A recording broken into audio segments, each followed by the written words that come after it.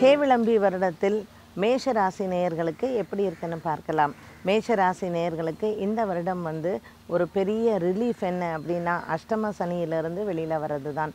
ஹேவிளம்பி வருடத்தில் வரக்கூடிய அனைத்து பெயர்ச்சிகளுமே, குரு பெயர்ச்சி, ராகு கேத்து பெயர்ச்சி, சனி பெயர்ச்சி, மேஷ ராசி நேயர்களுக்கு ஒரு பெரிய போனஸ் அப்படின்னு சொல்லலாம். இந்த வருடத்தில் மேஷ ராசி நேயர்களுக்கு பொருளாதாரம் எப்படி இருக்கும்னு கேட்டால், முதல் 3 மாதங்கள், அதாவது சித்திரை, வைகாசி, ஆனி ஆகிய 3 மாதங்களும் சிறிதளவுக்கு கடன் தொல்லைகளும் பொருளாதாரத்தில் சற்று தொய்வும் ஏற்படுவதற்கு வாய்ப்பு உண்டு. சித்திரை, வைகாசி, ஆனி மாதத்திற்கு பிறகு பொருளாதாரத்தின் நிலை மிகப்பெரிய அளவில் இவர்களுக்கு வருவதற்கு முழு வாய்ப்புகளும் உண்டு. தொழில் ரீதியாகவும் மற்றும் வியாபார ரீதியாகவும் ஆடி மாதத்திற்கு மேல், அதாவது ஆகஸ்ட், செப்டம்பர், அக்டோபர் ஆகிய மாதங்களில் புதிதாக தொழில் தொடங்குவது மற்றும் பொருளாதாரம் வருவதற்கான வாய்ப்புகள் அனைத்துமே இந்த வருடத்தில் இவர்கள் எதிர்பார்க்கலாம். கூட்டு தொழில் செய்பவர்களும், தனியார் துறையில் வேலை செய்பவர்களும், அரசாங்கத்தில் பெரிய பதவிகளில் இருப்பவர்களுக்கும் செப்டம்பர் மாதத்திற்கு மேல் இவர்களுக்கு ஒரு மிகப்பெரிய திருப்புமுனை காத்து கொண்டிருக்கிறது. ஹேவிளம்பி வருடத்தில் பொருளாதாரத்தின் நிலை சென்ற வருடத்தை விட இதுவரையில் காணாத அளவு இவர்களுக்கு ஒரு மிகப்பெரிய திருப்பம் ஆடி மாதத்திற்கு மேல், அதாவது ஜூன், ஜூலை மாதத்திற்கு மேல் இவர்கள் எதிர்பார்க்கலாம். வெளிநாடுகளிலிருந்து வரவேண்டிய வசூல் பாக்கிகளாக இருக்கட்டும், இதுவரையில் கடன் தொல்லைகளில் இருந்தவர்கள் இந்த வருடத்தில் அதிலிருந்து மீட்டு வெளிவருவதற்கு அனைத்து கிரகங்களுமே இவர்களுக்கு சாதகமாக உள்ளன.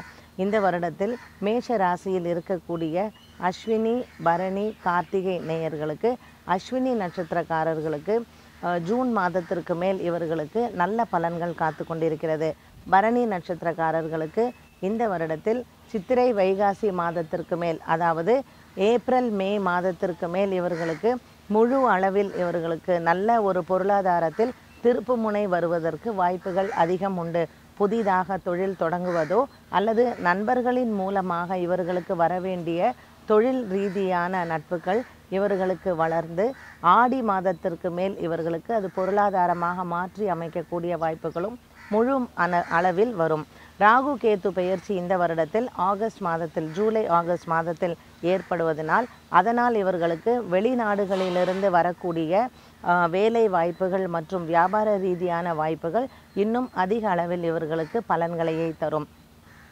அரசாங்க உதவி எதிர்பார்ப்பவர்களுக்கு இந்த சித்திரை மாதத்தில், அதாவது ஏப்ரல், மே ஆகிய மாதத்தில் முழு அளவில் இவர்களுக்கு கடன் உதவி செய்வதோ அல்லது அரசாங்கத்தினால் வெளி வட்டாரங்களிலும் இவர்களுக்கு வரவேண்டிய உதவிகள் தக்க நேரத்தில் வந்து சேரும். கடந்த 3 வருடங்களாக மேஷராசி நேயர்களுக்கு பெரிதளவில் பொருளாதாரத்தில் மற்றும் மன ரீதியாக இவர்கள் சில கஷ்டங்கள் ஏற்பட்டு இருந்த போதிலும் இந்த வருடத்தில் அது அனைத்துமே இவர்களுக்கு நல்ல பலன்களாக மாற்றி அமைத்து கொடுக்கும்.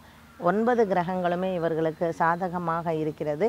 மேஷராசி நேயர்கள் பரிகாரமாக சென்று வணங்க வேண்டிய ஸ்தலங்கள் என்று சொன்னால், திருநாகேஸ்வரம் சென்று ராகு பகவானுக்கும், கீழ்பெரும் பள்ளம் சென்று கேத்து பகவானுக்கும் பரிகாரம் செய்து கொள்வது நல்லது.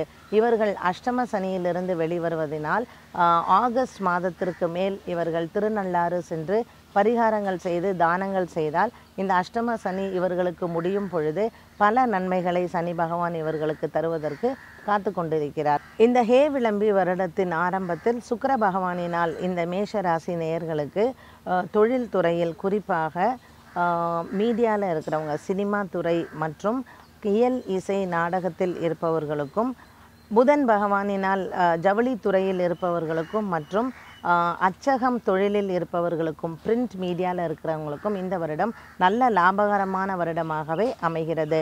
சித்திரை, வைகாசி, ஆனி ஆகிய 3 மாதங்களில் சனிக்கிழமை தோறும் ஆஞ்சநேயருக்கு வெற்றிலை மாலை சாற்றி அர்ச்சனை செய்து வந்தால் தொழில் ரீதியாக இவர்கள் நல்ல லாபங்களை பெறலாம்.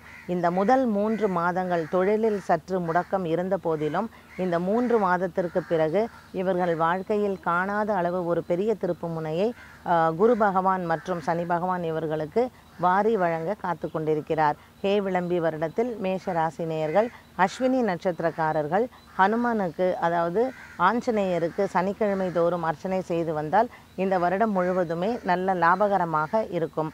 பரணி நட்சத்திரக்காரர்கள் இந்த வருடம் முழுவதும் செவ்வாய்க்கிழமை தோறும் முருகப்பெருமானுக்கு அர்ச்சனை செய்து வந்தால் வியாபாரம் மற்றும் உடல் ரீதியாக இருக்கக்கூடிய பிரச்சனைகள் தீர்ந்து ஒரு பெரிய முன்னேற்றத்தை இந்த வருடத்தில் இவர்கள் காணலாம்.